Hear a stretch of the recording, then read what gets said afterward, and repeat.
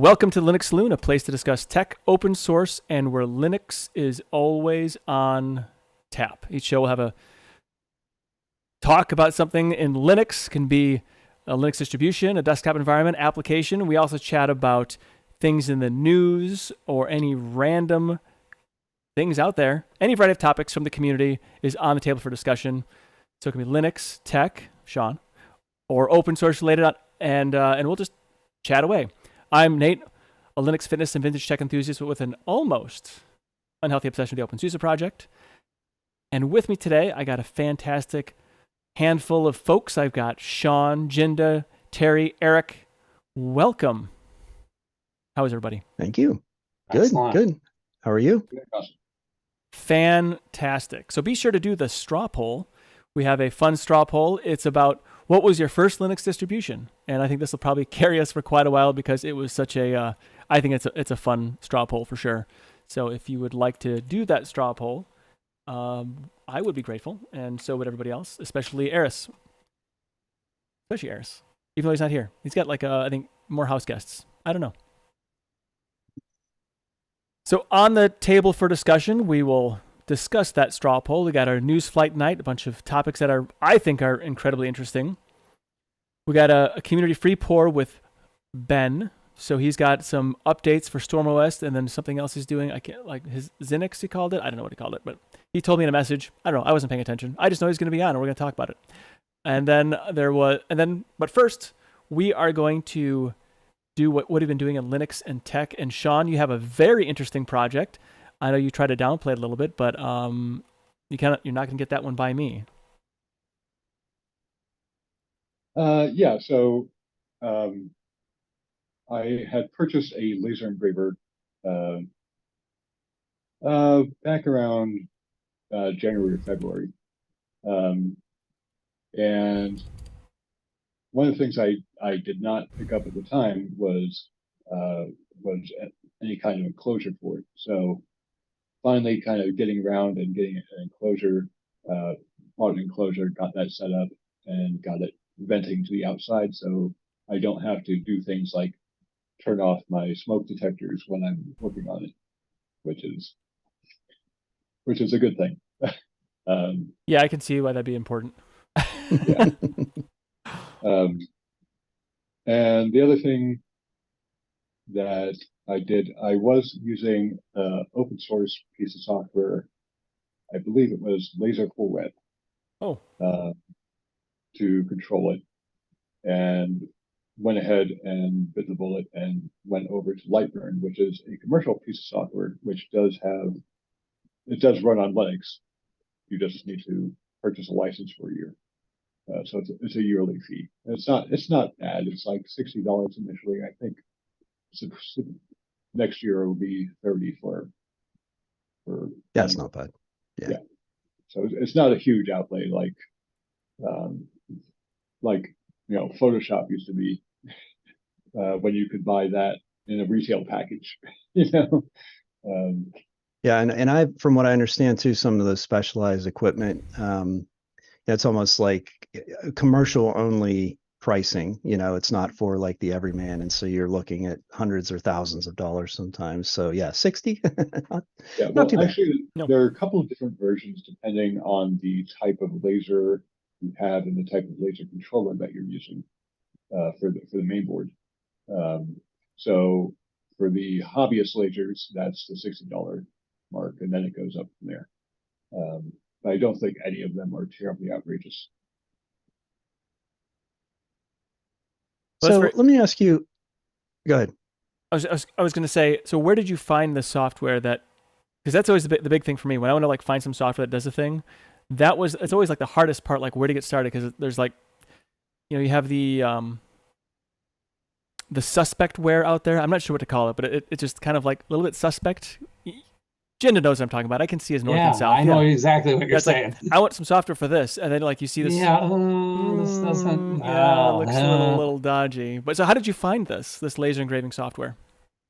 Well, in watching YouTube videos of people working with laser engravers. Okay. Prior to purchase, a lot of them were using Lightburn. Okay. And I just looked at their website, and it's a professional website, well done, and they have a Linux version now. But they test for like Ubuntu long-term release, as it's kind of like their test bed for Linux compatibility.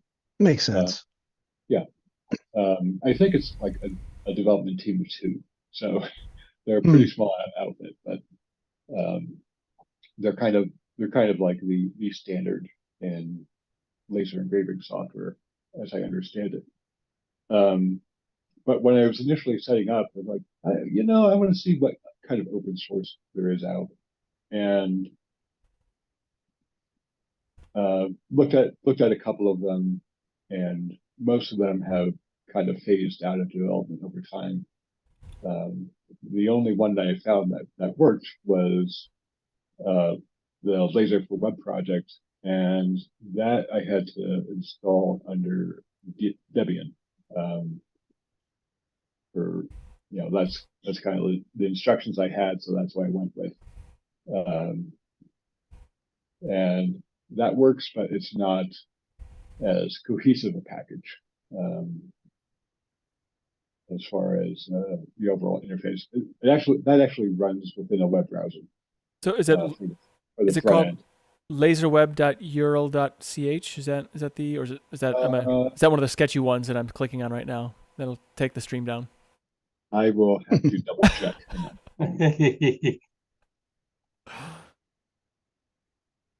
Yeah, that's really cool. The one, I think laser engraving is quite a neat thing, because anytime you are burning stuff with lasers, I mean, come on, that's exciting just to say it. Always cool. Yeah. Oh, that's always one of my favorite parts of, you always see on like how it's made.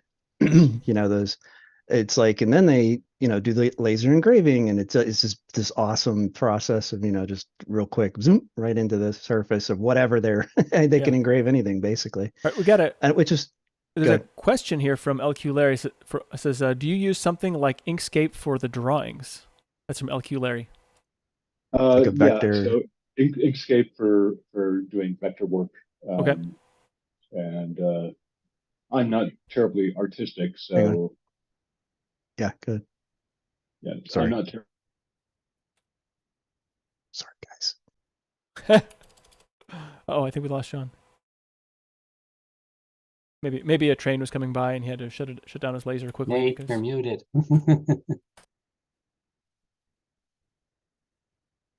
Not on purpose. I'm not sure how I did that. I don't know. It's a mute all. You accidentally, and I apologize. I was hitting my mute key and it wasn't working on my keyboard. So. Oh. Okay. I'm not sure how much of anything that I just said got. Nothing. Okay. You said we heard the Inkscape part for vector, but then we didn't hear past that. Yeah. So basically, I'll pull out free vectors from online, and then I will modify them in Inkscape for whatever I need it for. Simply because I'm not terribly artistic. So, but yeah, Inkscape works fine for preparing the vector files. I haven't actually tried any raster engraving yet. That's kind of on my list of things to get around to. So. Yeah, that would be cool. Is that one of those laser things where it looks like a topography almost thing that it can do with the lasers, with the raster? Not topography, that's the wrong one. That's for the that's for routing. But yeah, I'm interested in understanding about the raster stuff too. Yeah. Yeah, it'll probably be a lot of testing and seeing what works on different materials, that sort of thing. So I two basic questions come to mind. One is, what is the dimension of what you can actually engrave, and then two, sort of what kind of materials, and then did you get it with a certain set of projects in mind, or just overall in general the ability to engrave stuff? Mostly I got it just to, have it in my shop. It just Okay. adding another tool, as it were, to my tool belt. Um, the dimensions of this one, as far as what size you can cut at a time or engrave at a time, is 300 millimeters by 200 millimeters. A lot of them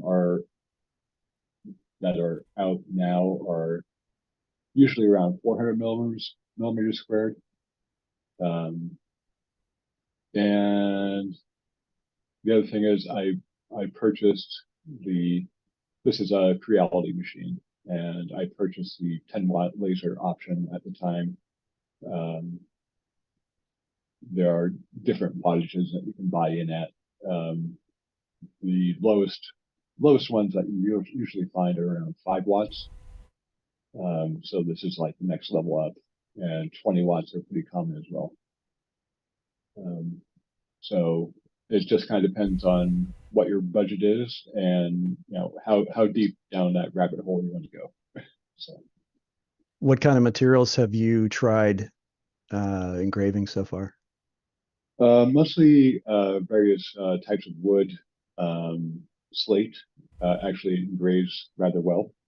Oh, So if you ever are at a like a craft show and there's somebody there with these cool looking engraved slate coasters, that's probably what they've done. I have seen those. Yeah. Okay. Um, What type of detail can you get in terms of like fine quality for fine detail? Does that depend on the material or the? it depends both on the material, um, how fast you want it to go, how fast you want to burn things. Got it. So there's basically a ratio between power and speed, and that will affect what your finished product will look like.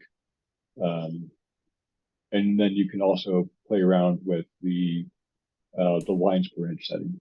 So basically, kind of like a DPI setting. Okay. Software. On the hardware side, the limitations kind of come down to how tightly the laser is focused. So that depends on which one you have. Gotcha. Ratings I've seen have been down to around 0.08 millimeters, down to Wow. 0.06. Oh, that's very small. Yeah. That's great. So what kind of limitations, like a material, would this have? So anything that will burn, you can laser engrave?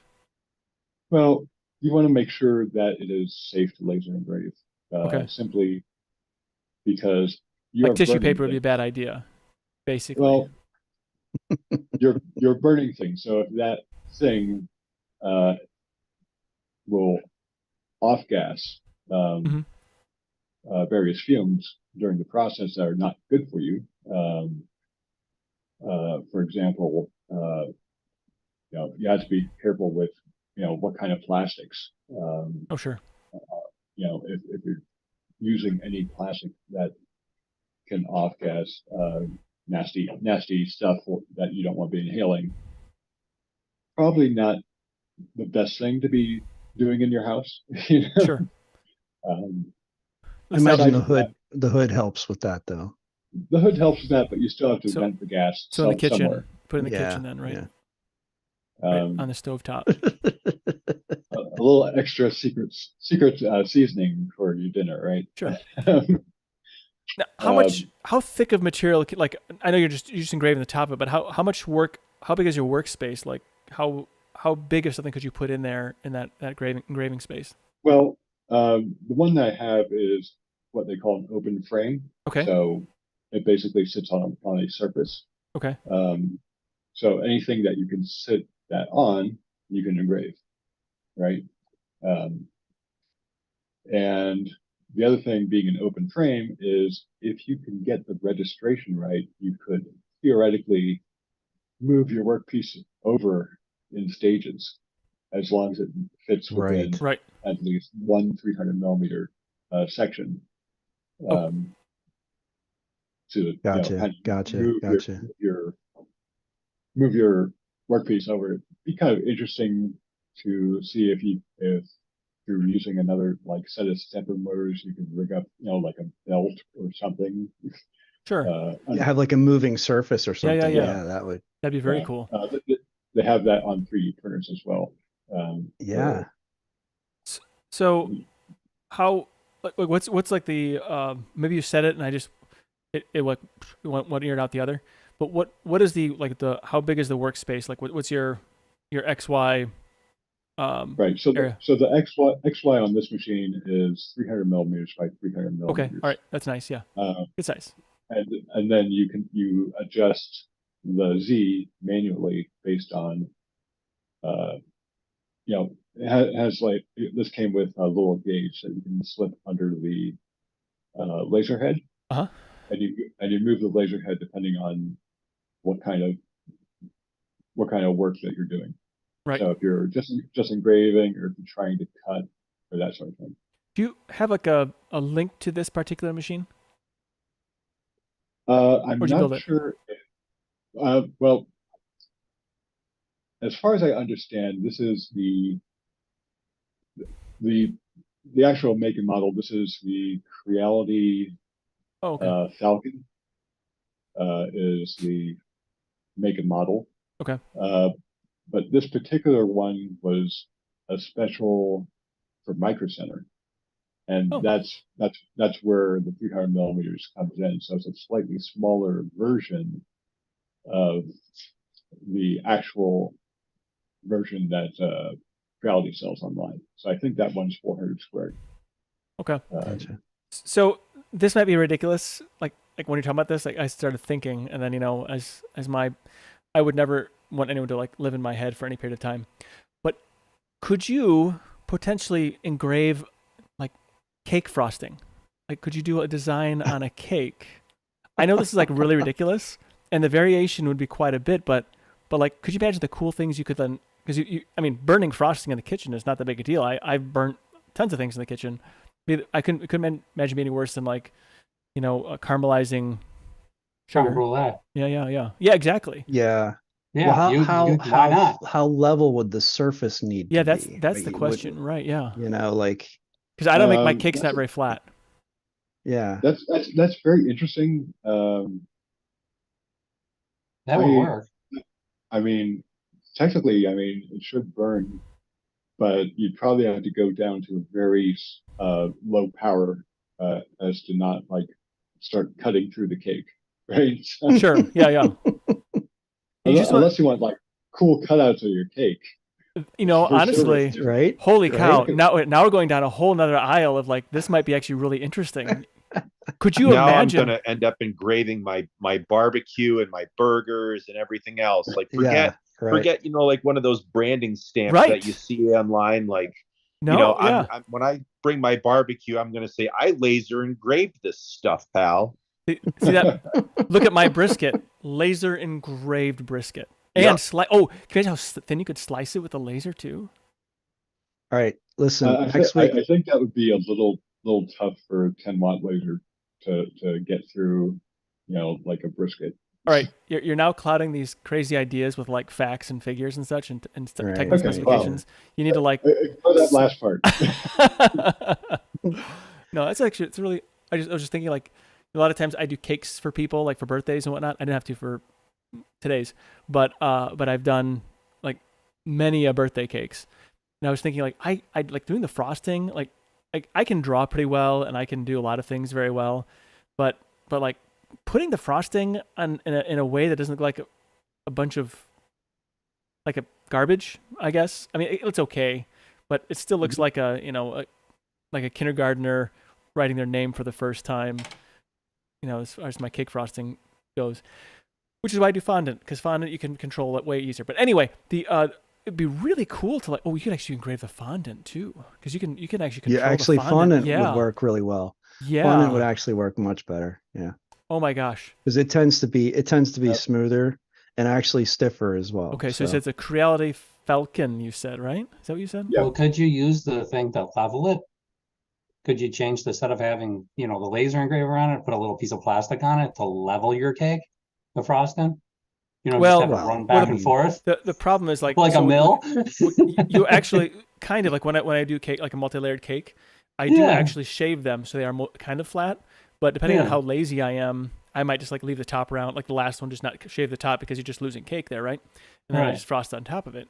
But the fun here is putting designs in the fondant or the frosting or whatever that look really cool because people are like, "How did you do that?" I'm like, "Hey, I'm just good," I don't know. It'd be fun. Now I have to run down to the store and pick up a bunch of cupcakes for testing. Yeah. All right. Well, I think you said it was a Creality Falcon, right? Yes. All right. I'm gonna look that up and then I'll get back with the class on that one. But yeah, that would be Sierra Laser Falcon laser engraving. This might be open up a whole new world of just nonsense. Yeah.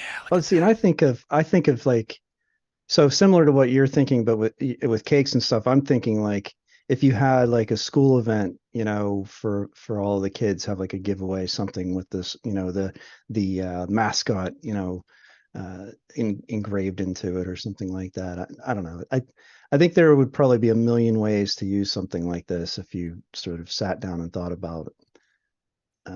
The coasters, when you mentioned that I've seen those, and I've actually seen some really well done ones that look really nice. So, Oh yeah. interesting. This might be one of the this is going to send me down a rabbit hole that I should not go down. Thank you, Sean, for this. This might be one of the coolest thing. Like now I'm excited. I'm excited now. So what you wanted to tell us is you built an enclosure for it, so you wouldn't have to smell it and get high in the fumes. That's what you wanted to say. So that was the short version of what I was working on this week. What did you build it out of? Oh, I purchased it off of Amazon Warehouse. So I just found one that was big enough to fit the machine. And it's made out of fire resistant fabric, and then it has a couple of windows that are laser safe, so you're not looking directly into potentially having the laser bounce into your eye. Okay. Which would be a bad thing. Right. That would be a bad thing. Yeah. So it's designed that you can set it up and take it down if you want, but I'm just going to leave it set up. And then it has basically a 12-volt, I think it's like a 92 millimeter fan at the back to exhaust, and it goes through a hose that you can route to wherever you want to put the fumes out. So if you tried to engrave a reflective surface, what would happen? Just bounce off? There is a very good possibility that it will, particularly if you're trying to do things on glass, which I haven't tried yet, simply because you're fracturing the glass, and now you have an inconsistent surface where the light can bounce off of. So you want to make sure that you have, if you're doing that, either an enclosure or safety glasses or both, and not have any animals or small children running around at the same time. I wonder if you did have a reflective surface, if you could coat it with some sort of removable material that would stop that, sort of glare everywhere and just allow it to focus on the. I'm sure this is all. Yeah, as I understand it, to do glass on most of these lasers, there's a coating that you have to put on. Okay, that makes sense. To absorb the heat, because the glass is clear, and got it. The light would just pass right through. Got it. How much refraction you get after that coating is removed during the engraving process, I don't know. I'd rather not find out by accident. You know. Yeah. I understand that. Yeah. That would be a bad day. You know. Indeed, it would. Yeah. And by the way, Jinda, you know that once he sees that YouTube video, like that's going to seal the deal, right? I just saw just the thumbnail when I clicked on it, and I don't know. Did you see my eyes light up? Yeah, that was what happened. So, yep. They were doing cookies, and I'm like, oh wow, that he's done. Yeah. Well, there'll be no Linux Saloon for the rest of the year. I'm kidding. I'll be engraving cookies. No, that's very cool. I really, it's a really neat project, and I'm curious to know what else you have in your shop now. I imagine like CNC, lathe, mill, stuff like that. No, I don't have anything on the CNC side. Okay. I do have an FDM 3D printer. Okay. As well as a resin 3D printer. Ooh, how do you like that resin 3D printer? You know, I don't use it as much as I thought I was going to. Okay. Simply because resin is incredibly brittle. Really? It's like glass. Yeah. There are a couple of flexible resins on the market now that I need to see how well they work. See, I would like something like ABS in as far as like properties, because it's got a fairly high melting point. It's flexible. You can do living hinges or whatever they're called with it, and it's okay. So, but yeah, I think I thought resin had like well, golly, I'll back to square one on that one, I guess. But yeah, I think resin seems like the next logical step for me to go for like smaller things. But if it's brittle, that would be really hard to then use in things. Yeah, like I said, on my list is to check out some of the flexible resins that are available today, to see if they stack up for basically for functional prints rather than ornamental prints. Right. Yeah, I would like to get some kind of a resin printer that can do flexible, but I would also like to do like a plastic injection molding machine, just something very simple, even if it's basic, like manual. I'd love to just have one. I know they're out there, and then some kind of a CNC, like an actual mill, or even like a 4-axis mill. I'm sure Jinda has got like one of those in his garage. But no, we threw the one away at work. I couldn't take it home with me. Really? Too big?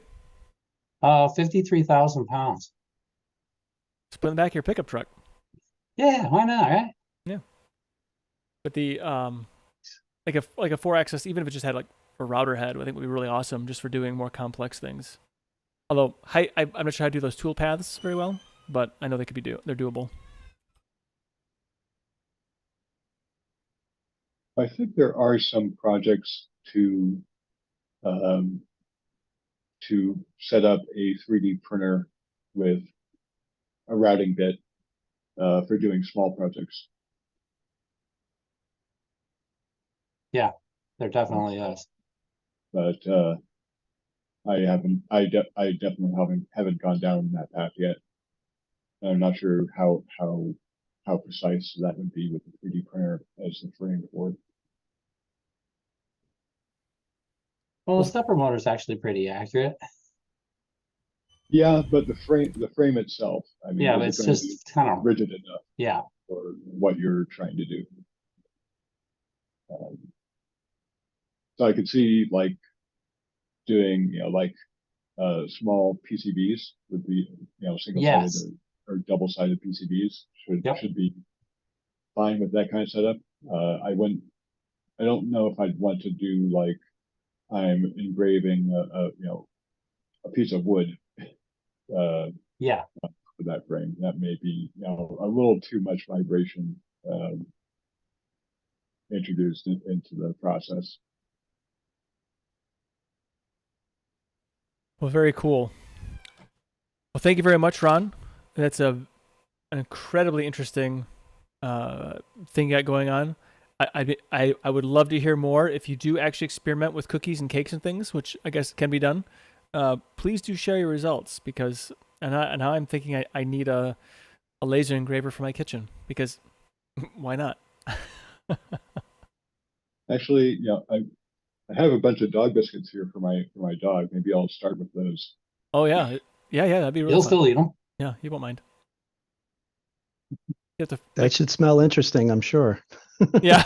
Well, that's what the vent is for. Although I might have a crowd of animals outside my window after that. Yeah.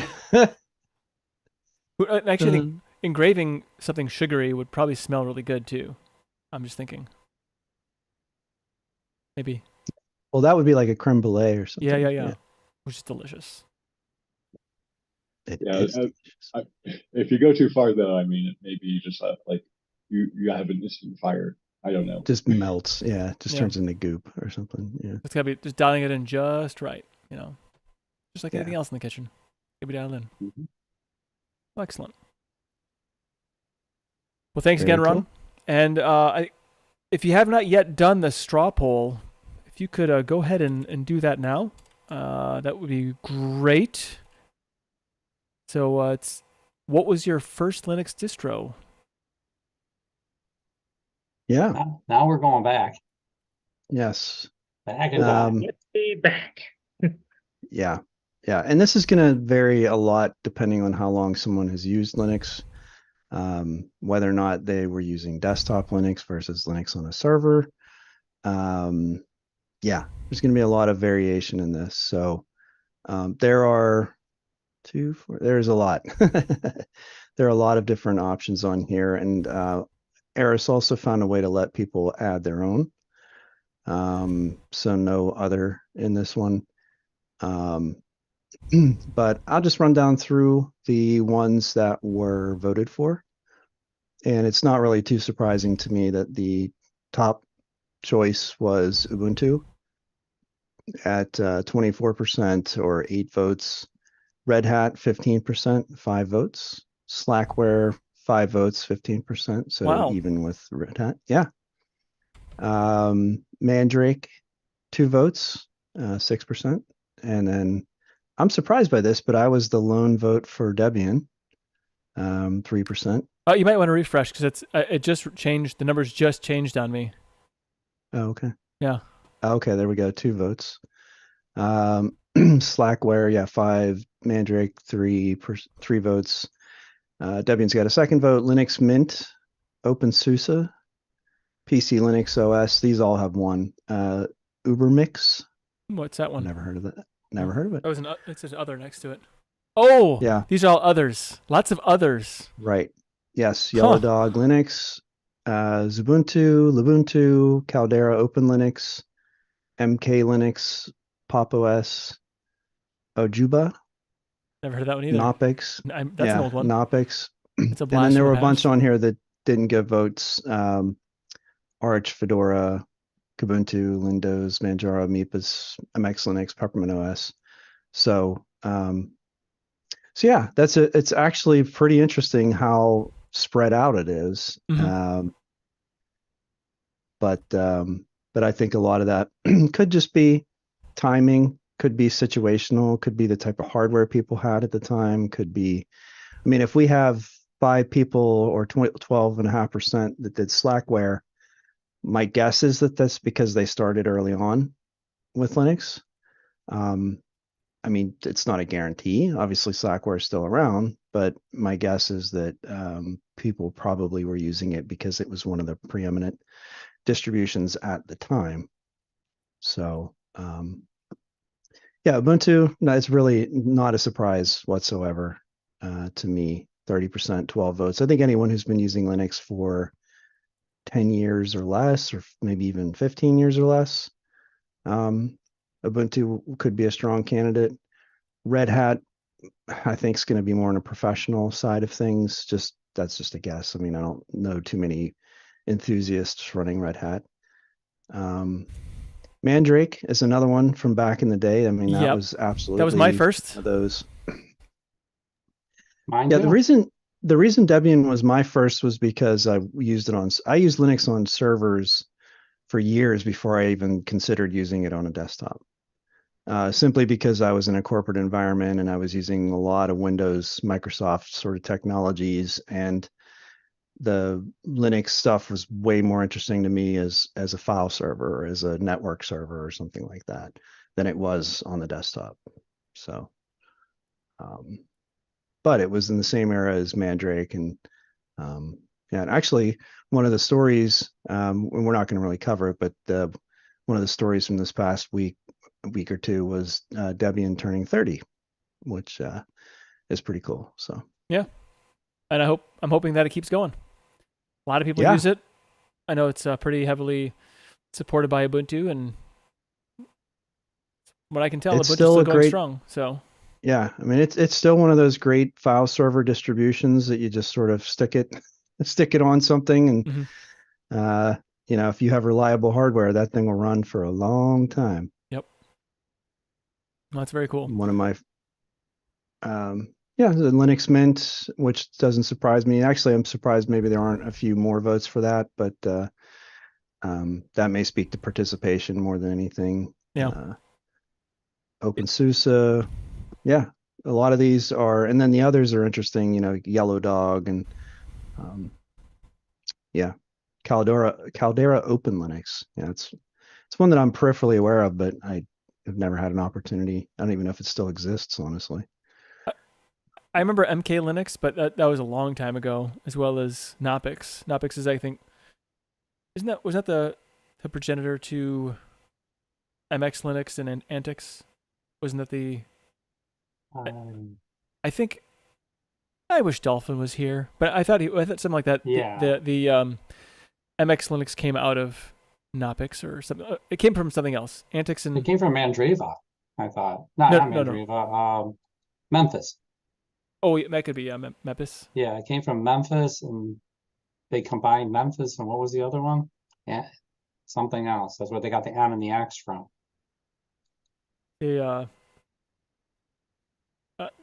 Guru the Digital says, I used Knoppix back in the day. I never actually used it. I knew it was there. I never used it. We had the live discs, which I thought was really cool. Yeah, I didn't run it as a desktop and like as a system. I used it as a toolkit. Like I would boot into systems and repair non-bootable systems or extract files from systems and stuff like that. That's what Knoppix was to me. So Ben's Tech Room said, I started in 2010. I Googled Linux. Ubuntu was the first to pop up. I used Linux Mint for my desktop, so now I guess I kind of went full circle. Yeah. Yeah, I did Debian on the desktop to start, and then had discovered Ubuntu shortly thereafter because it just made it easier to get drivers going and hardware set up. And then I used Mint because Mint made it easier to get codecs and browser plugins and all that stuff working. So my history is sort of one of convenience, I guess you could say. But yeah, sort of stepping stones. And that was how it's interesting as a sort of a study, like how did distros differentiate themselves? You know, what is it that motivated someone like me to sort of switch around? And that was a lot of it, was just how easy was it to use on a desktop. I think for me, it's the tooling. The tooling, it's not, you know, what kind of tooling do you include to make my life easier is what it boils down to. Yeah. So Don Lackland says, at college, folks were about even between Red Hat and Slack, as I picked the easy distro, which was Red Hat for him, and switched to Debian for the apt depackage and to end RPM frustrations. Yes, RPM hell. You can say it, RPM hell. Yes. So, yeah, that's understandable. I never had issues with RPM, but I used URPMI on Mandrake, and they kind of solved all that dependency nonsense. So, at least for the mainstream stuff, there was still a lot. If you were trying to do something custom, or if you were trying to, there were a lot of frustrations with that, no doubt. Yeah. But that was also on the hardware side. I mean, Linux was not, it was not, you know, I mean, today people still claim that it's not user-friendly, but I mean, back then you had to want it, you know, you had to really have a reason to do it. and not that Windows was always so easy or a piece of cake, but I mean, certainly the support was there versus, you know, having to set up your sound card and your video card and your, you know, networking and your just everything separately. And then, yeah, software compatibility on top of that. And yeah. Well, the thing about like user friendliness, I understand when they say Linux is not user friendly, but I will say, well, what are you trying to do with your computer? Because for what I want to do, I think Windows is not user friendly, or I think Mac is actually user hostile toward me because of what I want to do. So it's like what user friendly is kind of, I think, a subjective thing. You know, it's not really right. No, I think that's a really good point, because if it depends on, you're exactly right. Like, how do you look at a computer? You know, I see it as interacting with a bunch of files, and, you know, Windows is still so challenging for me to sort of just do the basics of like file management. And, you know, it can be really frustrating to work with Windows and like to have things. So that's how I sort of look at it, is, yeah, there's a bit of a learning curve and it's different. So it's not Mac and it's not Windows, but the time you spend sort of acclimating yourself, you then become your computer becomes so much more powerful and usable because of it. Especially if you learn how to use the command line, and Unix utilities, Linux utilities, you know. Right. It's just, you know, it's so hard to get away from that once you know how to use those tools. Like, you know, you know, I was on Windows not long ago doing ls in command line, and I'm like, you know, oh, that's right, it's dir. So anyway, and I lived in DOS for years. I mean, that was my bread and butter, was DOS command line. So if you use DOSBox, it knows ls. Yes, well, and so does PowerShell. Oh, that's good. Yeah. But one of the ways I learned about Linux was actually through trying to do things in DOS, and there not being an easy sort of command to do things. And, you know, the Unix philosophy of one command doing one thing and then being able to chain them together. And then that's sort of the power of compounding, you know, the commands. And so I remember finding sed, and a Windows or a binary version of sed that I could use in DOS. And like, that was just like, because I needed to look through files and like do all this sort of, you know, work with text files. And once I figured out, oh, sed is a Linux, a Unix app that, you know, got ported over. And then it was like, well, what other kind of stuff do they have? And it was like, that was it. Like, that once I sort of figured out all of these commands and how great they were, like, that's what drew me in. And then that got me into the server side of things. And that got me, you know, so that was it. So that fundamental, like, command line, how powerful it is on the command line. Right. Yeah. True.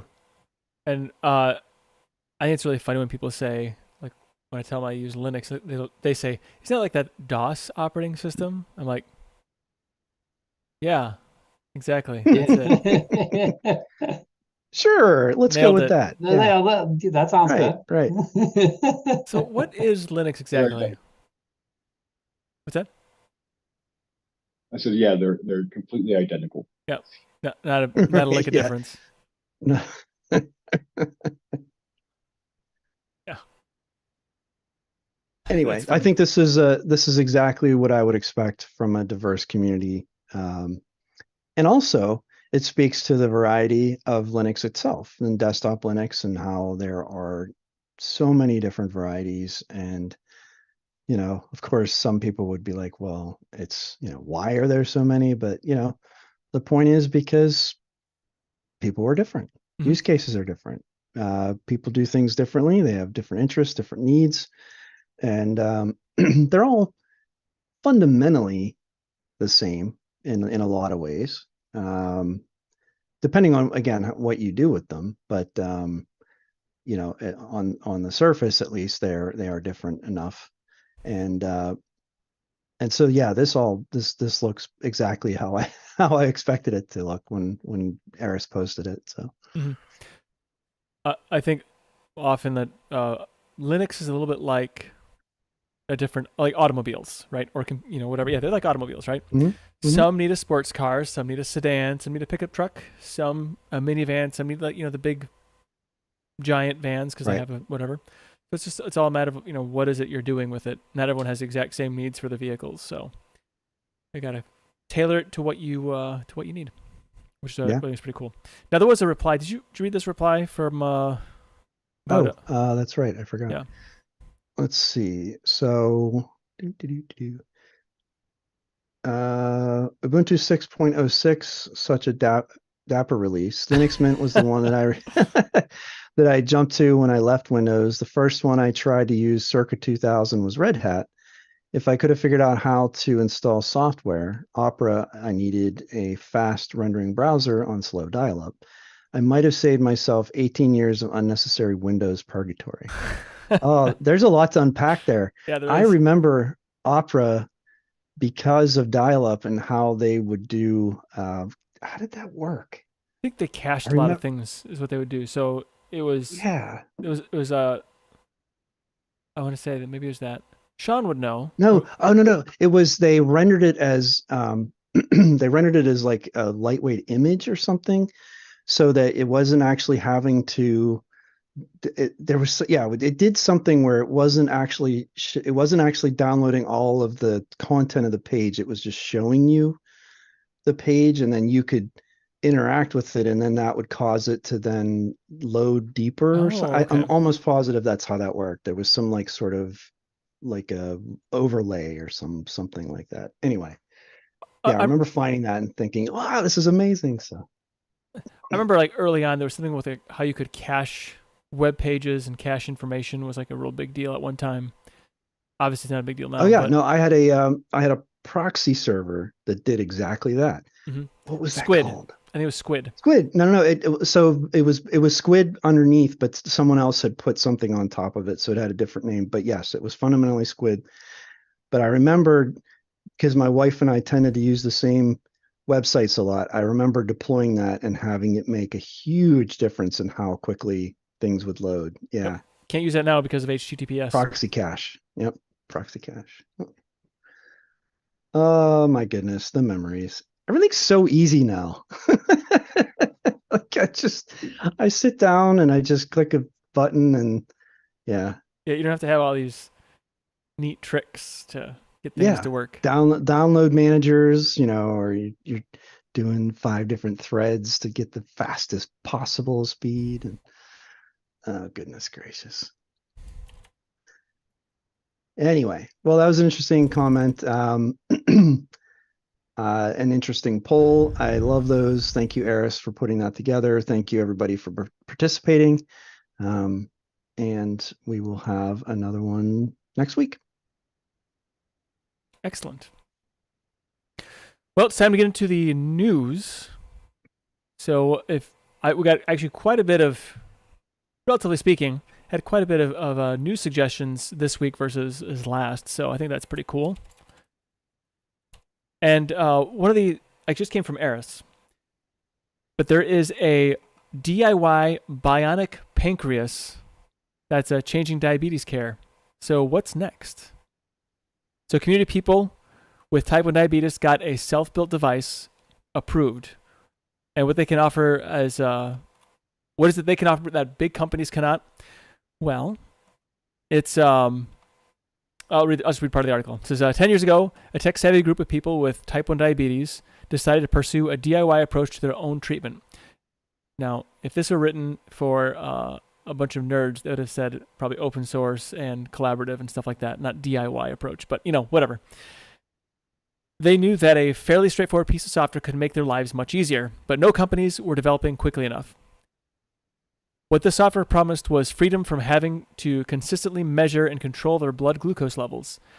People without type 1 diabetes, when glucose levels rise, the cells in the pancreas release insulin, a hormone that helps the tissue to absorb that glucose. In type 1 diabetes, these cells are killed in the immune system, leaving people with the condition to manage their blood sugar by taking insulin. It's almost inhumane, says Shane O'Donnell, a medical psychologist at University College Dublin. University College Dublin? That seems weird. University of Dublin? I don't know. Who, like everyone quoted in the article, lives with type 1 diabetes. You're constantly having to think about diabetes in order to survive. Members of the nascent DIY community were using the most sophisticated technology available, insulin pumps, and wearable devices called constant glucose monitors. But they still had to read the monitor's data, forecast their diet and exercise, and then calculate an appropriate insulin dose. What they wanted was automation, an algorithm that would analyze glucose data and program the pump itself. Coalescing around this aim in 2013, the community debuted a hashtag, "We Are Not Waiting." Then in February 2015, the group member Donna Lewis shared the code of an algorithm that she had two collaborators and developed that had developed and tested.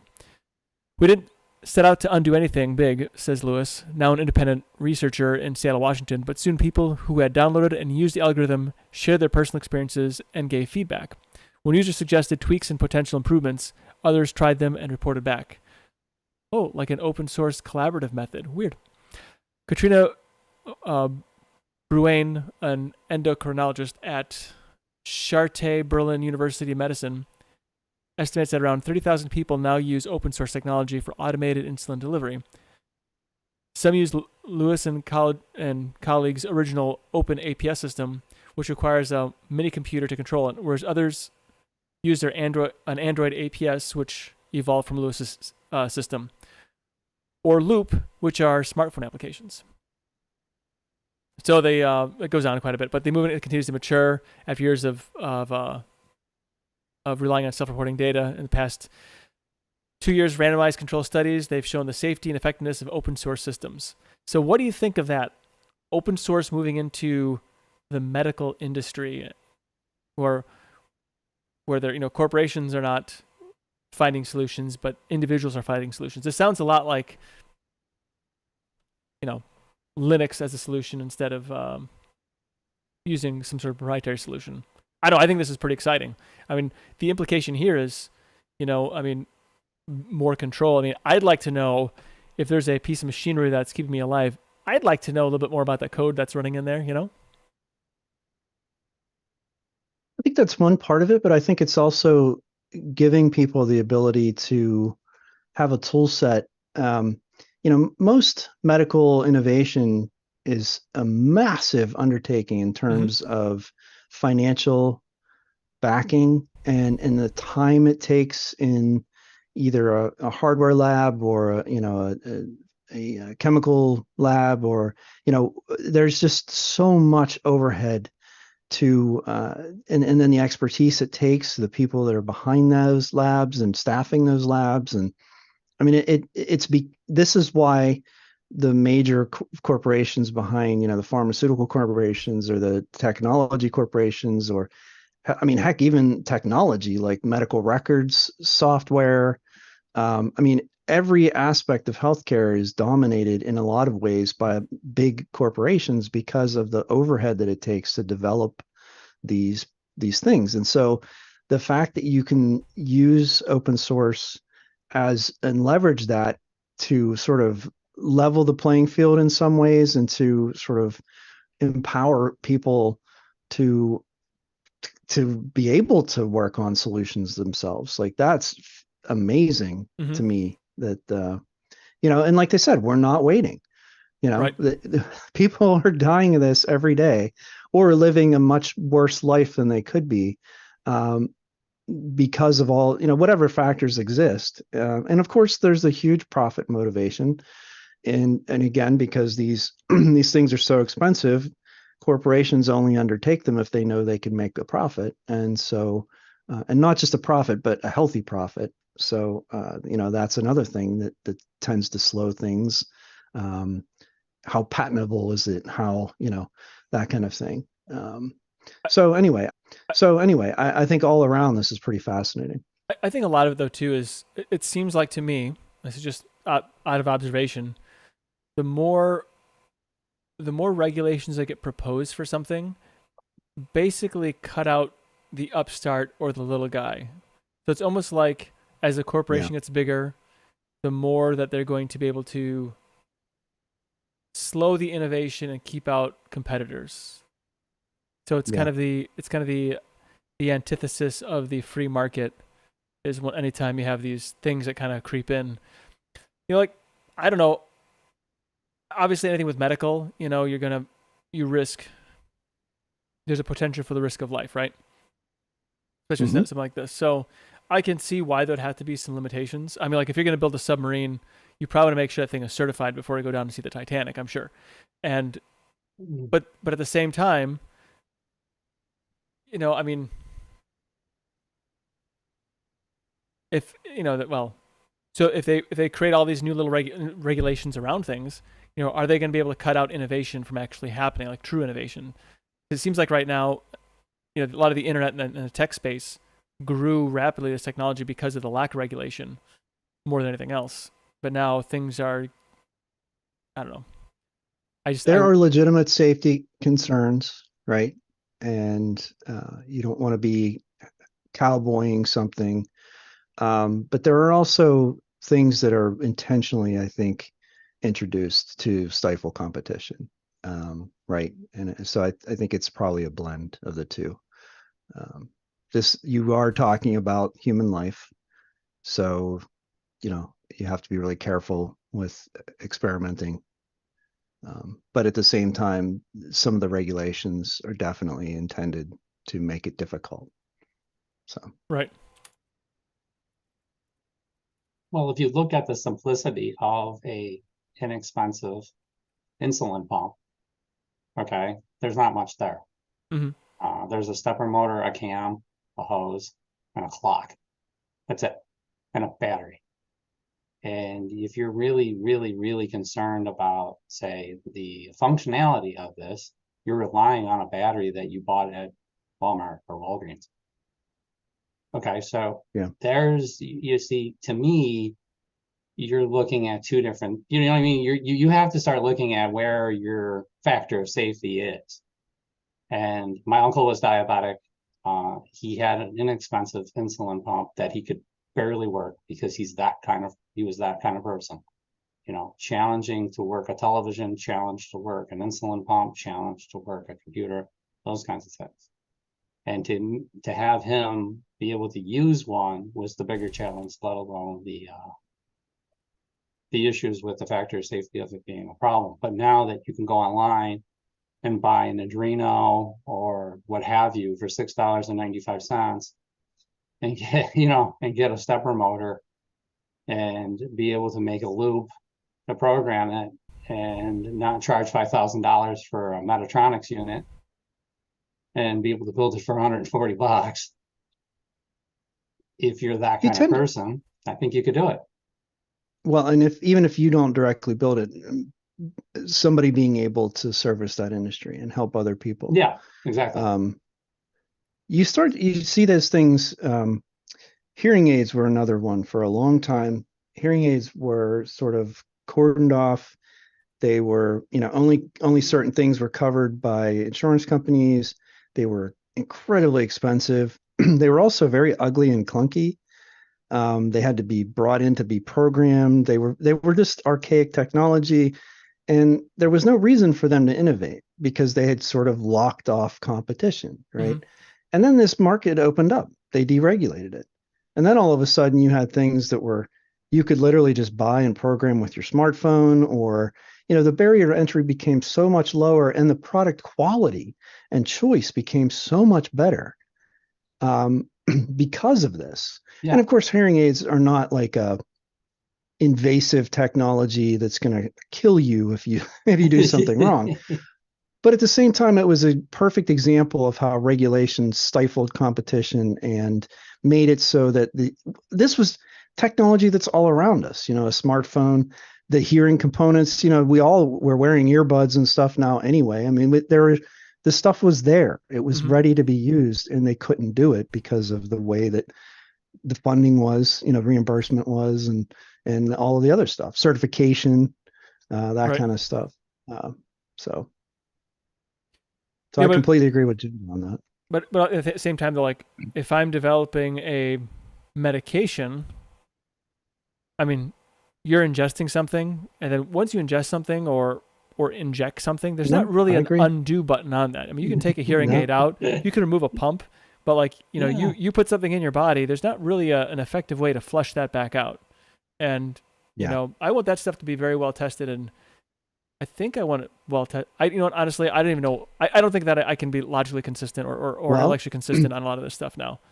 If you want to get on the rabbit hole, it depends on how common your illness is. Sure. Depending on testing and stuff, you start to get to a point where I've done a number of clinical trials because, you know, some of my conditions are not particularly widespread. And the only way to get information is through informed consent, by coming to patients like me and saying, you know, we're reasonably certain this isn't going to kill you.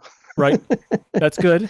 We're not entirely sure. It might, which is why you're going to sign this piece of paper that holds us, you know, that releases us from liability. But we still use aspartame and sucralose, and we know those things are killing you. Yeah. So, I mean, exactly.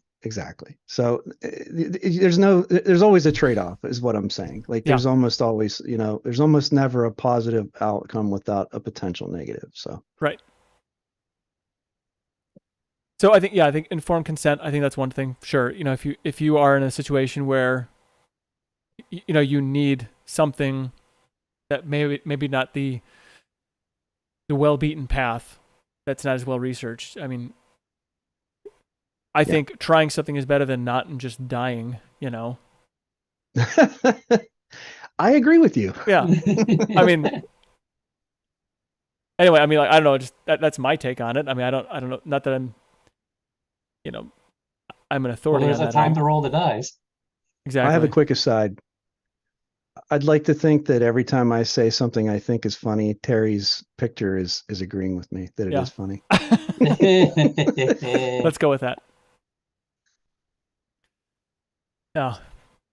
But anyway, I think that more open source technology in different industries, I think, is only a net positive for humanity, because, you know, I think, you know, I still live on this like Star Trek hopefulness of the future, and that, you know, we get past all of our garbage and we become less greedy. Not that I'm saying that a capitalist system is bad, because, you know, it's raised up more people than any other system. But, you know, when greed creeps in and a lack of care for your fellow human creeps in, and that's always been a struggle for humanity. But what I'm saying, though, is like a lack of responsibility to your community. That's really where the problem comes in. And I'd like to believe, and the biggest fiction of Star Trek is that people are no longer greedy and are, well, trying to. Well, once their basic needs are met, right. People are not motivated to act on their baser instincts. Right. Basically. But at the same time, though, we've gotten past this idea of like, well, then if my base needs are met, then I can be lazy. You know, there's that other that other cultural aspect that I think, you know, people have a hard time with too. You know, like me, you know, some people that, if given the opportunity, they're just going to play video games all the time, and that can actually contribute to society around them. And I know I don't want to turn this into a whole long discussion, but I think that people fundamentally, like, we think we want to do those things, and then we do them for not a very long period of time, and we get bored pretty damn quick. And it just becomes like, you know, like, I can't just do this forever. Like, okay, it's nice that I had the opportunity to do this, but what am I going to do now? And if I don't have to struggle, well, then maybe I have an opportunity to do something that I want to do, or, hey, maybe somebody needs help doing something and I can volunteer somewhere. Or maybe, you know, I think you start to find better ways to do stuff with your time that is more fulfilling. And this idea that everybody's just going to turn into a slob and, you know, sit around and do nothing, like, I don't buy it. Well, really don't. Then I should probably stop watching YouTube Shorts, because I see some of the sloths out there and like complaining that they don't want to. Anyway, so they anyway. I think though, but there's the proclivity for people to become lazy, I think, and I'm not really sure how you combat that other than making it culturally unacceptable. But I don't know how to do that. That's it.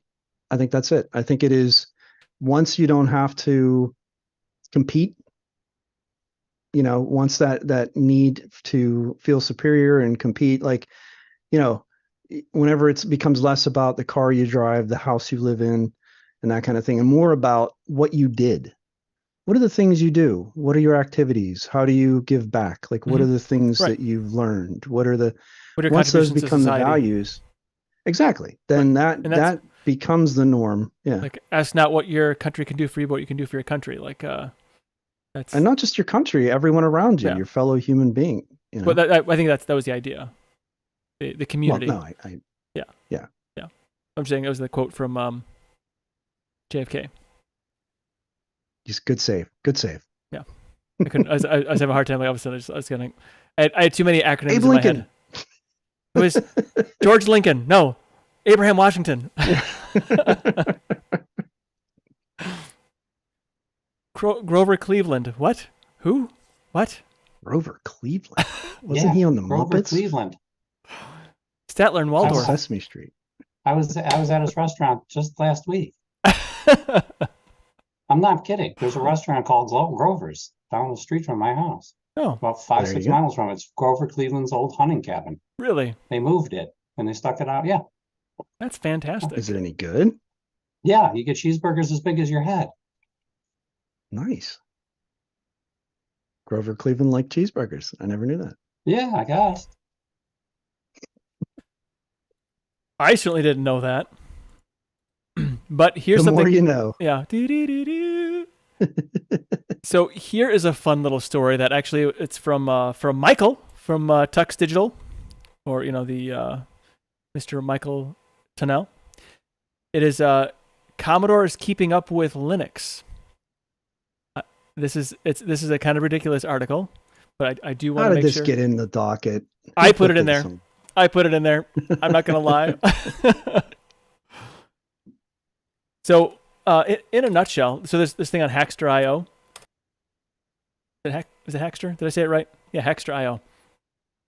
So the Commodore's keeping up with Linux as a clever RISC-V hack, which brings support to the Commodore 64. So, officially, I guess, sort of. So the Commodore 64 can emulate a 32-bit RISC-V chip. An 8-bit architecture can. Anyway, that said, so this developer, this Ono Kortman, has brought Linux to a device few would have imagined capable of running it. The 8-bit Commodore 64 released nearly a decade before Linus Torvalds' groundbreaking kernel. But does it run Linux? It can now be finally and firmly answered for the Commodore 64. Kortman writes of his work, there is a catch, rather, a couple. It runs extremely slowly, which should be kind of expected, and needs a RAM expansion unit, the REU specifically, as there's no chance for it to fit all into just 64 kilobytes. So the Commodore 64 launched in 1982 as an affordable yet reasonably powerful home computer for the masses, boasting color graphics on an 8-bit MOS, actually a 6510 processor, which is like the 6502, and the iconic sound interface device, or the SID chip. The Commodore 64's ROM came preloaded with Commodore BASIC, a customized version of Microsoft BASIC. What it definitely didn't come with was a copy of the Linux kernel, nor did Linus Torvalds write that for yet another 9 years. So the Linux was originally written for the x86 system, and the 6502 is not even anywhere. They don't speak the same language at all. But the trick is this SEMU, compact emulator, which implements a 32-bit version of the free and open source RISC-V architecture. It's been used to bring Linux to a range of resource-constrained platforms, including microcontrollers, and including the Commodore 64. So the port is in combination with a 16 megabyte memory expansion unit on top of the Commodore 64's original 64 kilobytes of memory. It was able to get the 8-bit processor to emulate both the 32-bit RISC-V chip and the memory management unit, but rather slowly. So there's some screenshots in that article of it actually running and doing stuff in a Vice emulator. So I actually have a Commodore 64 with a 16 megabyte RAM expansion unit. And me personally, I would like to try this out just because I would like to say, yes, even my Commodore 64 runs Linux. So why can't you? I have a question about this. I've been pondering this. And I'd actually like to know the answer in case someone ever asks me, because I genuinely don't know. Is it just like climbing a mountain because it's there type of thing? Like this hardware. So there's I've been doing these Friday night Linux Lugcasts meetups that are every other week, and there's a gentleman on there called Netminder, and he's a senior technologist, let's say, and he's been trying. He's not trying. He is going back and emulating like very old. I mean, we're talking like 60s and 70s era mainframe type systems, and and he really, it goes through all the nuts and bolts of it, and really understands all of it, and to some of them it's because he actually used them, but some of them just because he has an interest, and I listened to him talk about it, and then I listened to you with the Commodore 64, and I know part of that was just your youth, and you're trying to tease that out and see what you can do with it, and it's just a fun. But I guess whenever I see people, Linux on a toaster, Linux on all the things, I guess, is that really what it comes down to? Is it's just because you can? Because there's not really anything you're doing that's technically useful, right? Correct. We're not. Okay. Okay. So in this case, there is a Commodore 64 OS that is pretty cool. It's actually a modern-ish. It's a brand new operating system for the Commodore 64. It's a graphic user interface. It's actually multitasking. It does actually a lot of really neat things, and it does require. Actually, I don't know if it actually requires a RAM expansion unit, but it does require you to have an SD card reader for it. So you can't use the old storage. You have to have a more modern storage system. But it actually, the only thing I really can't do effectively is write, like, I would just want it to be able to write papers or write even notes, like a text file, and be able to sync that up somewhere. If I could do that, I would actually use it all the time. It's actually probably pretty close to being able to do that. And I think it's just because, why not? That's really what it boils down to, like, why not? You can do, it's still, like, it's like driving a slow car really fast. There's something kind of fun about that. I mean, driving a fast car fast is fun too, but driving a slow car fast, just to see, how fast can this, this. It feels like you're on the edge of your seat, right? Like cutting edge. Yeah, and she can't take any more, Captain. Right? Yeah.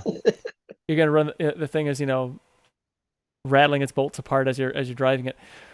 But anyway, I think it's just to see, can you do it? It's also like an intellectual exercise. Why do people do crossword puzzles or play Sudoku? It's really all kind of the same thing. You're not really necessarily. It's not necessarily very productive, but it's more like an exercise.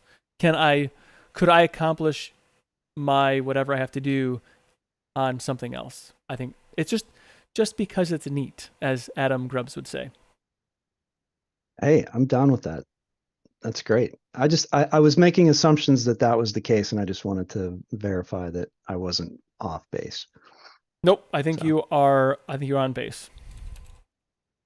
I look back at all of the things I have had, in my life, and if I had my TRS-80 with the tape, drive and the the stuff I had with it, like, if I still had my first Dell desktop, if I still had, like, if these things were still near me, would I do things with them? So I have a weird relationship with things. I don't see it as being nostalgic and retro. I see it as being like, I feel stifled. Like, I don't want stuff like this.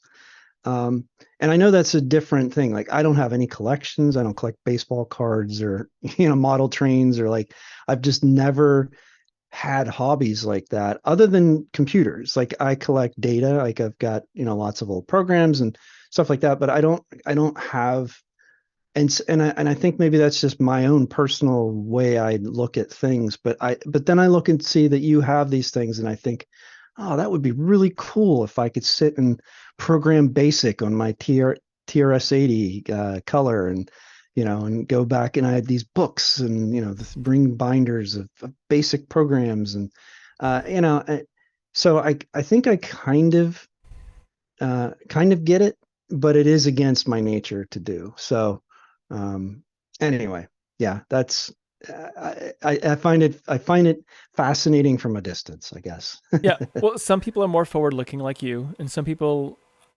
are constantly looking behind them, I guess, maybe more like me. I think it's just, I think it's just different. I don't think one is better than the other.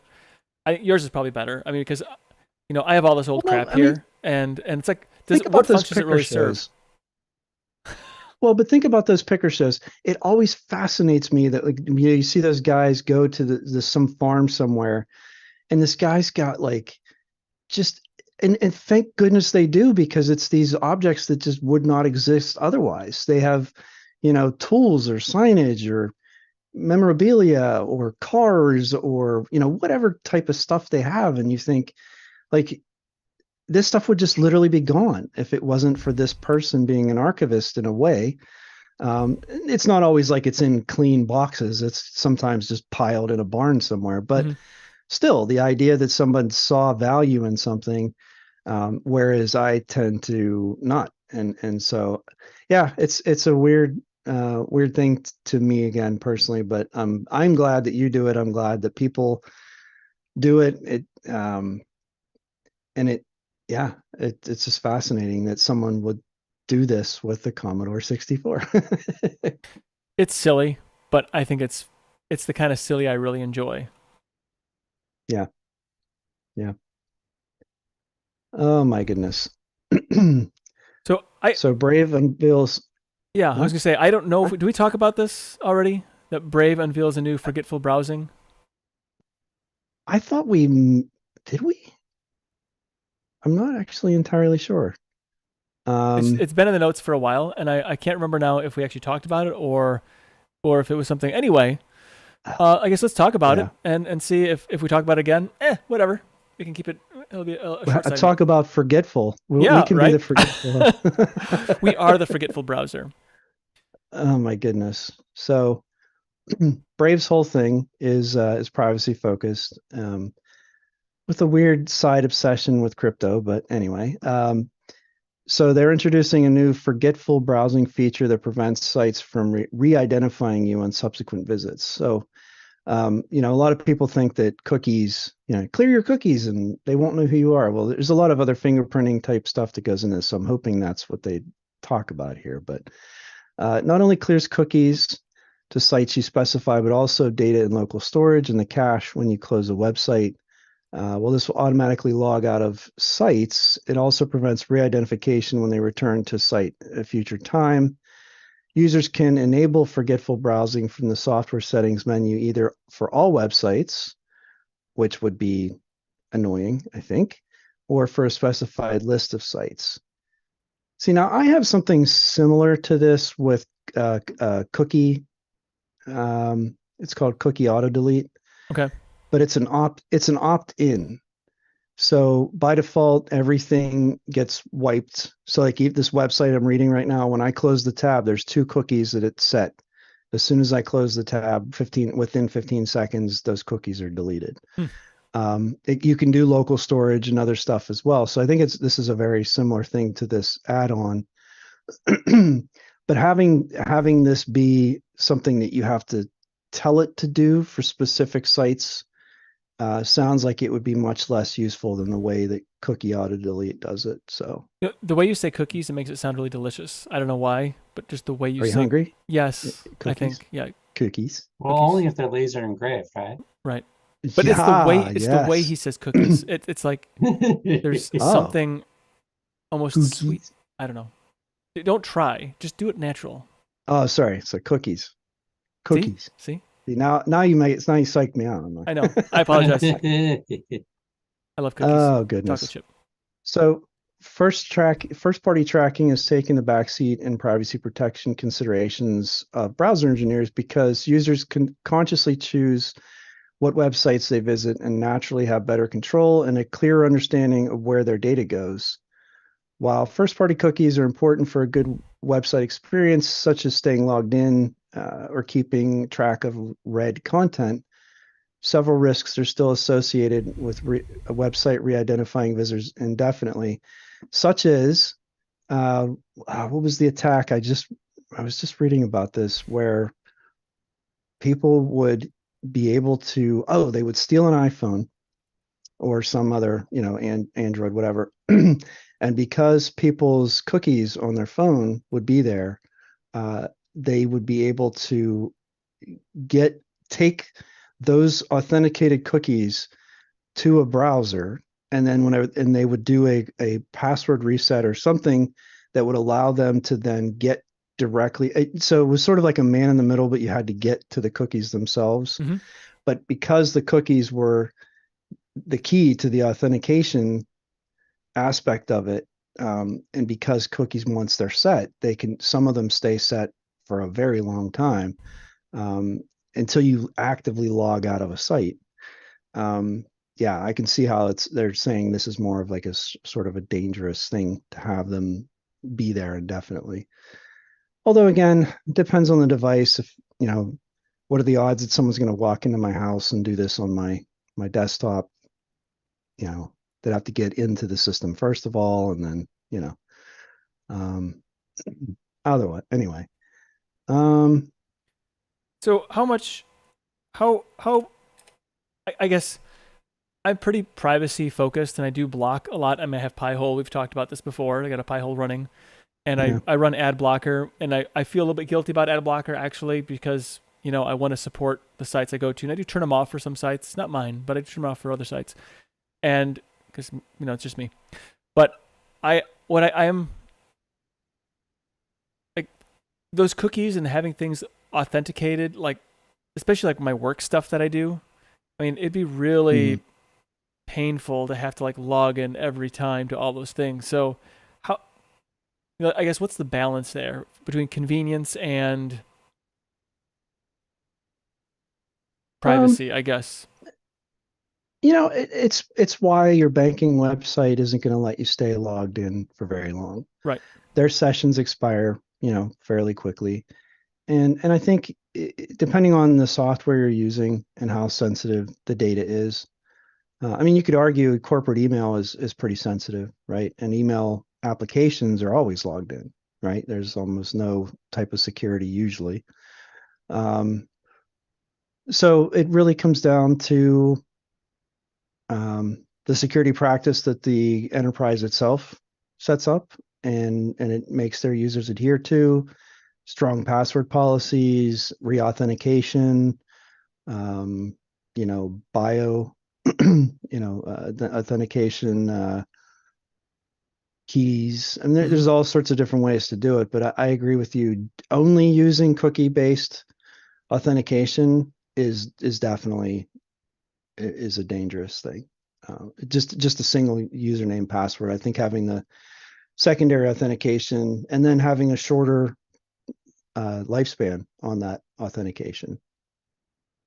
And then needing to change your passwords pretty frequently, just stuff like that. I think that it's sort of a mesh. It's right. It's a several different things layered that makes it effective. So, Guru the Digital said that when he was much younger, he copied and pasted cookies found on Wireshark into my browser, and it 100% worked. That was before the days of secure socket layer. But yeah, that's pretty disconcerting. I wonder if that probably wouldn't work today. I can't imagine that would work today. Although not with SSL, yeah. Yeah, but Don Leckton says that's how Linus Tech Tips got pawned or owned, whatever. One of their folks installed malware. That's where I saw it. Thank you. Cookies, yeah. Yes, thank you. Someone had left, yes, and then got phished. Yep. And yeah. Right. So, and there's your answer. I'm sure they have instituted different policies, right, because of that. Phishing remains the most effective way. You can put so many automated controls and lockdowns and complicated this and two-factor that, and long as they can convince someone to do something they shouldn't. Yep. They can steal all the tokens, which is crazy to me that worked. Yeah. Yep. Oh, it's pretty pretty frightening. But yeah, I don't know. I think, and that's because the cookies as a technology are just, they are outdated, outmoded. But they sound delicious. And they, especially whenever they're laser engraved, that's for sure. Yeah, for sure. It gives them a certain nutty smokiness. Anyway. Yeah, I think there have got to be better ways than cookies to stay logged in, but that's the way browsers currently work, and yeah. Yeah. So anyway, they're just, as far as I can see, based on this article, they're just incorporating functionality that already exists as part of other extensions. And like I said, I've been using cookie auto delete in particular, and it's available for on Firefox and Chrome, and it's a great little. I love it for exactly that reason. Like, I just went to that news site. Like I said, there were 2 cookies that were placed. If I don't delete them, they're just going to sit there. And then based on the way cookies work, they could use that as a way to sort of track you. And so cookie auto delete just says, I don't know you, and you can't keep cookies here, which is great. Yeah. So next week is our application appetizer, and not to cut this off, but I'll make sure we get to Ben here. And it always takes forever for us to get through anything. And right. I wanted to do. I was thinking, like, I was racking my mind, like, what could we do for some sort of application appetizer? And I wonder if something like, what is your favorite browser, or bring your favorite browser extensions, because like, there's some things like I don't even know that I do. Like I'll bring what I use, and like to hear what other people maybe use as well, and maybe there's something I can learn from that. But kind of the intent is I like to pull these things in and see what what good ideas other people have. Like I never, like what you're talking about, I've never even heard of that, and I don't even know where to look right now, because I didn't write down what it was that it was called. So is anybody here opposed to the idea of bringing your favorite browser extension for next week's application appetizer? No, that's great. All right, so that's what I'm always fascinated to hear what other people are using. Yeah.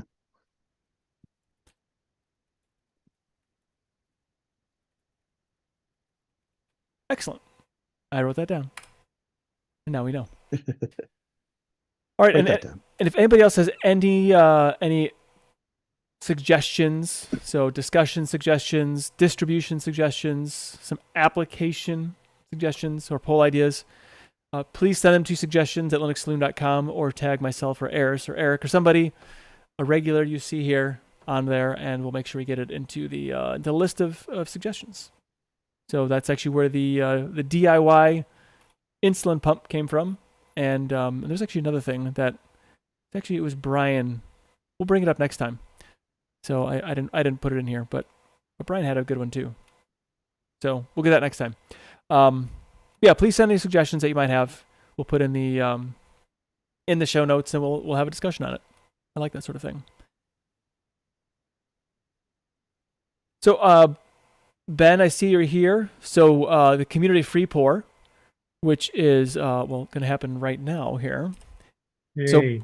So Ben, you have some updates for StormOS and something else you said. I can't remember what it was. Well, actually, it's just Xinnix tonight, as a matter of fact. All right, so I got it way wrong. I wasn't paying attention. I apologize. You got it way off the cuff, man. It's just it's like way. It's only Xinnix Samsonite. tonight. I was way off. Anyway. Yeah, you're fine. That's from Dumb and Dumber, but apparently I went over what it said. Right. You're fine, Nate. It don't matter, but yeah. So StormOS is still going down the Arch route. We are we switched LightDM to LXDM for the time being, because LightDM is not auto logging in, unknowns to me why. So we switched that to LXDM for the future. and that's where we're keeping that. I don't know why LightDM just doesn't work with the new way of building things, but we left that alone. So, yeah, so we left that. And currently, as we speak, I am working on a Gen 2 ISO with calamaris, XFCE, and those kinds of things called Xinnix OS. It was going to be based on LFS originally, but that's been swapped text to Gen 2. And so I'm setting up all the build files and everything like that for it right now. And I have yet to customize XFC, but it'll be similar, if not identical, to StormOS, same panel layout, plank at the bottom, the whole shebang. And this one will use LightDM, so I shouldn't have any problems there, hopefully. And we're going to use the same theme, same icons, just different wallpapers, different icon for the menu, things like that. And we're going to have the new Gen 2 update program, which is going to be aliased in the bash RC. And speaking of bash, I'm going to include Oh My Bash in there as well, which is a bash alternative to Oh My ZSH for those who have heard of it. But what it is it's basically configuring ZSH or bash a heck of a lot easier than doing it yourself. And I highly recommend looking it up. Because I tell you, if you try and configure ZSH or bash on your own, good luck. I mean, you can do it, but it's kind of a pain in the rear. So yeah, that's being included, and a personal grub theme that I hacked on from Silent Robot and myself. And it's going to be in there. It's going to be a purple and black theme, as well as Plymouth, which is a graphical boot screen. So yeah, it's going to be heavily more customized than StormOS was. So yeah, this is, and we already have the Calamari settings all configured.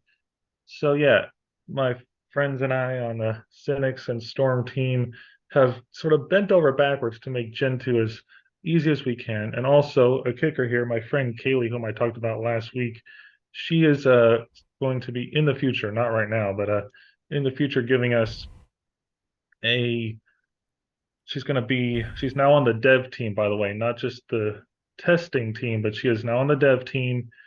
And she is going to be including for us a script to install it, which the calamaris will just pull everything over that I included.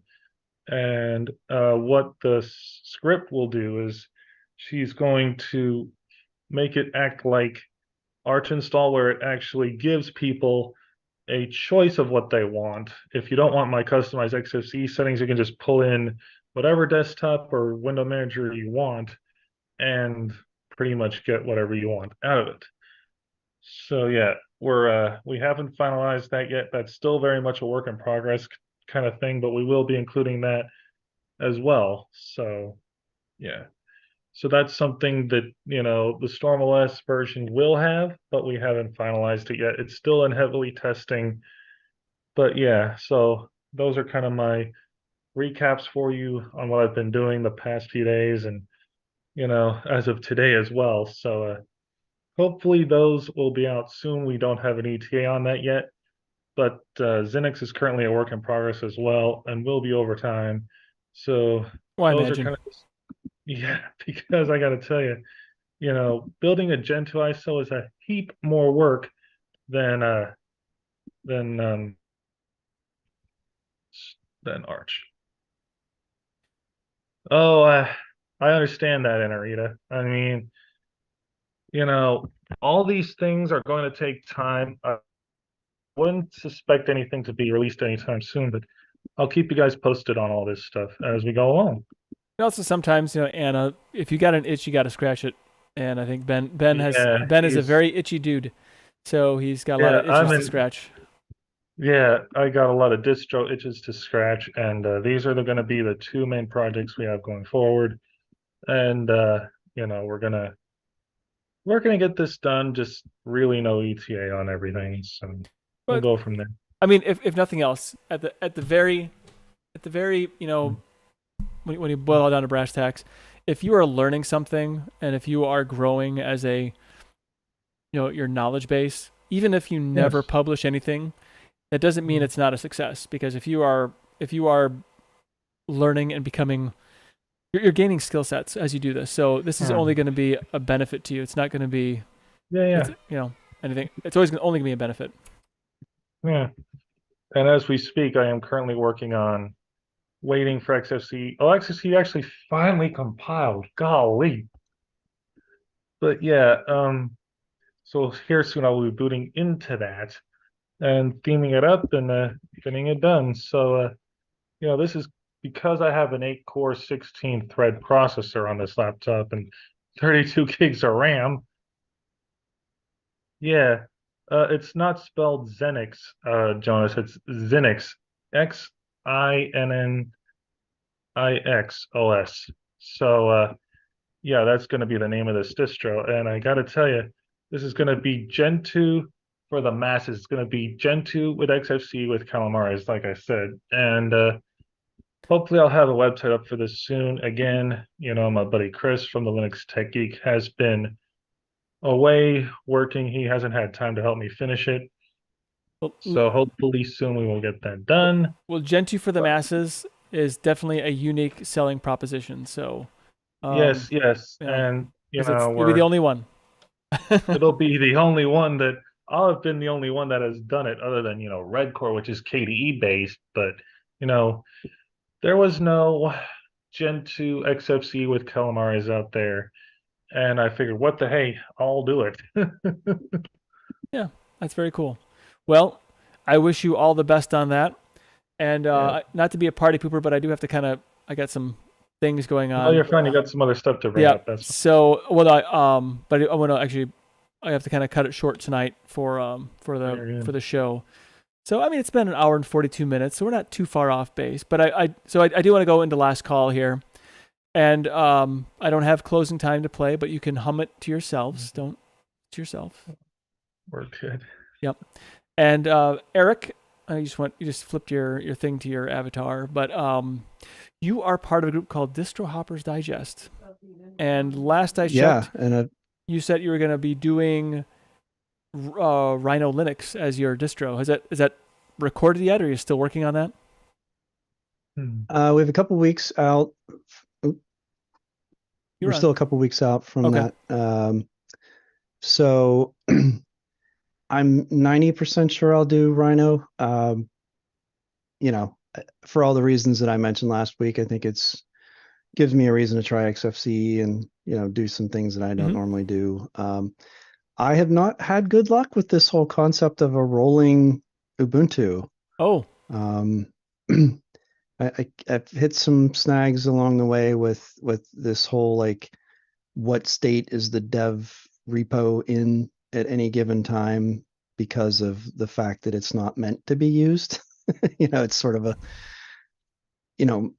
mix up of things being added and removed and changed and updated, and that's kind of the point of a dev environment. So you're talking alpha based stuff. So anyway, I'll get into that if I do stay with it, but so I don't think that's really a fault to them. I think this is a bit of an experiment, and that's okay. That's good. That's what they should be doing. So but yeah, so I'm Distro Hoppers Digest in a couple weeks. I mentioned that I was doing Linux Slugcast, which is Fridays 9 to 12 Eastern. Not every Friday, it's every other Friday, first and third Friday. And it's just it's a little like this. It's a little less scripted. They do a movie review. It's just guys, a lot of sysadmin type guys, Linux type stuff, but very much like a lug thing. And it's neat to have a Friday option every now and then. So doing that, and then I'm gonna sit in on Mintcast tomorrow. Oh, cool. They asked me to participate, so I'm gonna do that at least next week. If not, we'll see if I get pulled into that too. And I enjoyed it. It's something I listen to anyway. And then and so busy boy doing all the different stuff. So for sure. That's very cool. I mean, so sorry you're having some issues with Rhino Linux, but I guess these things happen. It does. Yeah. You don't learn anything until you try. Right. Good point. That is true. And next time you go on the Friday night, hit me up. I might like to at least pop on for a little bit because I always like talking to nerds. It's fun. I think you'd like it. Yeah. I will. I'll let you know. Yeah. It'll be 2 weeks from now. Sure. Well, a little less than 2 weeks, like 13 days. Okay. So Steve's Very Own, he was in the chat, but he didn't join us tonight. But he has a live show called Steve's Very Own Live on Sunday mornings at 8 a.m. Central. So check that out, 8 a.m. Central on the YouTubes. Steve's Very Own. Linux User Space is a fantastic podcast. So Leo tells me that they had to take a break for this upcoming Monday's episode, but the episode coming up is a Fedora Silverblue history, which is a bit deeper talk on immutability, because it ain't easy. It ain't as easy. It ain't. I can't read. Apparently, I got hit with maybe I listen to some country music and I can't read now, because it ain't as easy as folks make it sound. So check that out. LinuxUserSpace.show. I'm on a podcast called Linux Out Loud. Last week we talked about keyboards. I know it sounds like a really silly topic, but it's just what we wanted to talk about. So we talked about keyboards, a variety of keyboards, and mine was actually it was less doom and gloom because I think keyboards are starting to get better again. I have a website called keyboardlate.com. I'm still slacking. Linux Saloon is part of the Tux Digital Network. Check out more great shows at tuxdigital.com.